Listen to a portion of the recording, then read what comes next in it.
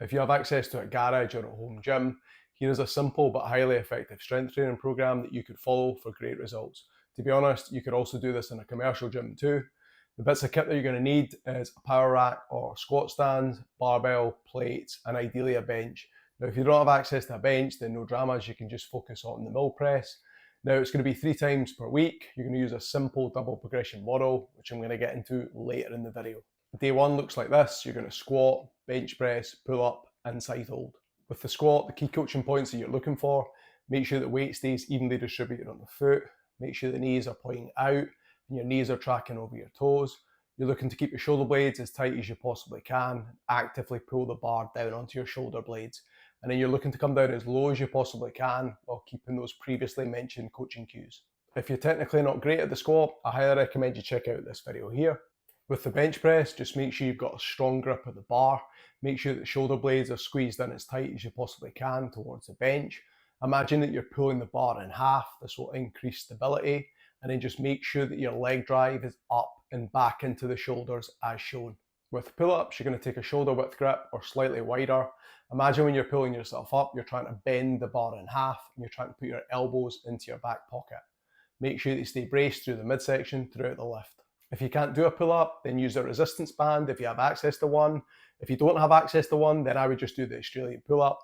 This is a great alternative, which I'll get into later in the video. If you need help getting your first pull-up, I highly recommend you check out one of these 2 videos here, which I'll link in the description below.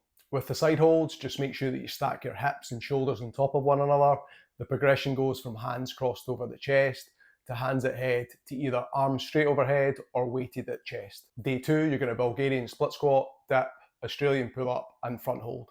Key cues for the Bulgarian split squat: just use your foot on the end of the bench. Now, most of the weight is going to be on that front foot. Just try and get as low as you possibly can. Make sure the knees track over the toes and the weight is evenly distributed on the foot.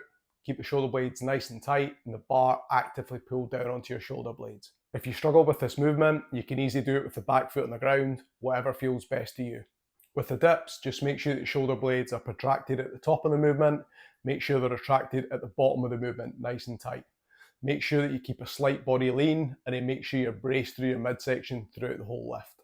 With the Australian pull-up, make sure you're braced through your midsection, squeeze your ass, make sure there's protraction at the bottom of the movement, and then when you get to the top of the movement, nice tight shoulder blade retraction at the top. I highly recommend you check out this progression here if you need further help. Again, I'll link that in the description below. The front hold, make sure you're nice and braced through your midsection, make sure you squeeze your backside. Similar progression to the side hold, you're going to start with hands crossed over your chest, hands to head, and then you can either go arms straight over your head or you can start to weight this by adding a plate to your chest. Day 3 will be the deadlift, military press, chin up and L hold. With the deadlift, just make sure it's set up at mid-foot. You're looking to try and make your arms straight and as long as you possibly can, creating protraction at the shoulder blades. From there, just make sure side on that the bar is underneath the armpits. We're looking to try and make sure you're nice and braced through your midsection, take the slack off the bar, and then imagine that you're trying to push the floor away as you lift. With the mill press, just make sure you've got a slight lean and the chin is retracted. This is just to leave enough room for the bar to clear the head.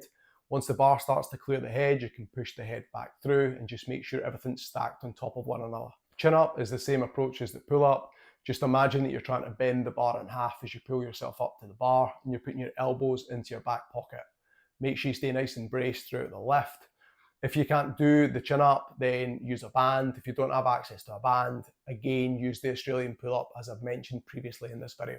The L hold progression is nice and simple. You're going to start in the tuck position, then you're going to alternate one leg at a time before finally progressing to legs straight. So the program looks like this. Take a screenshot, buy a training log and get going.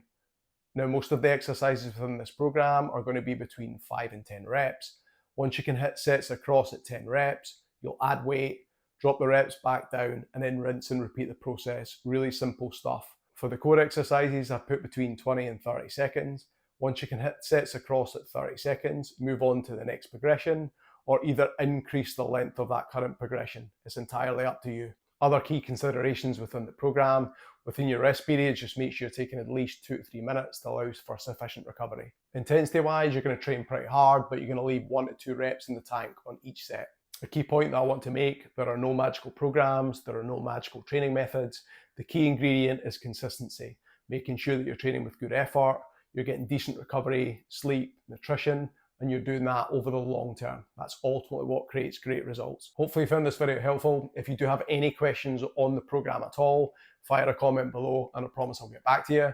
If you'd like to see that program on double progression model, then click here. Thanks for watching.